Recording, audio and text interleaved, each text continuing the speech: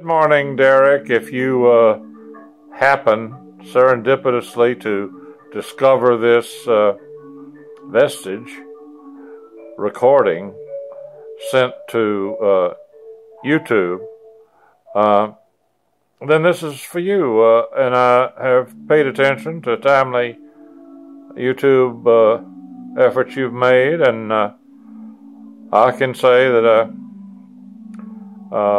not being an avid opportunist, cash is preferable to money markets for me in large measure, not completely. And tangible assets, although precious metals seem overplayed, and therefore I remember fondly your comments on things beyond money charts. There seems to have been a retrenchment. Meanwhile, of course, there are hazards in terms of tangible assets. Real estate, for one thing.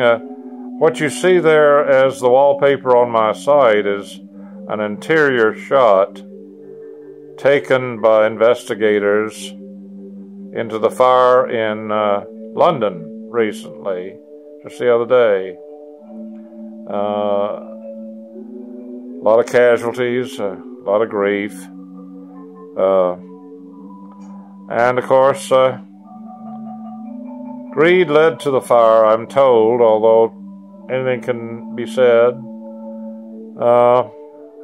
and wiped out what pitiful holdings some people had in terms of furniture and clothes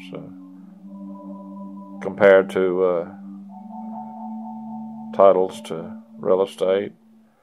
So yeah, anything can happen. The same thing happens in money markets, in effect. But then, no matter the grief, it isn't the same as the loss of life reported in London. What you see there is the interior of an apartment where up to 600 people lived in a building there.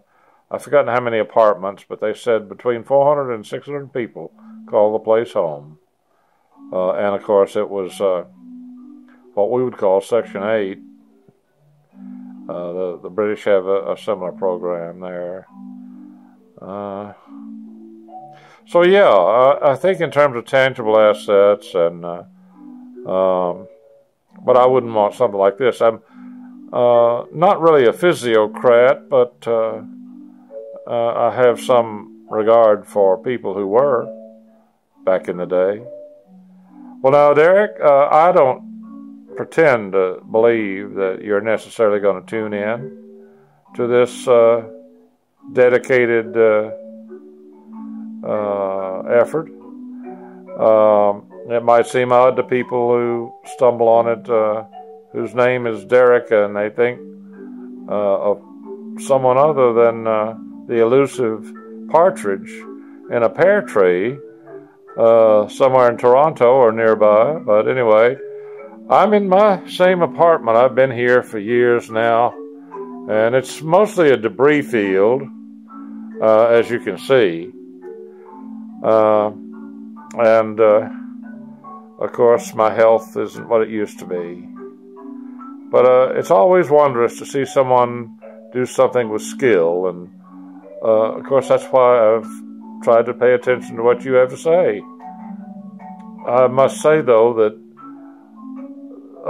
watching a xylophonist is worthwhile for me, too, to say the least. It's amazing what skills people have. I'm glad you have yours.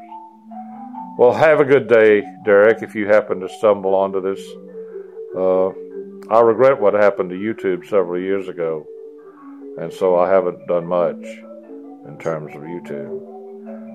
Bye for now.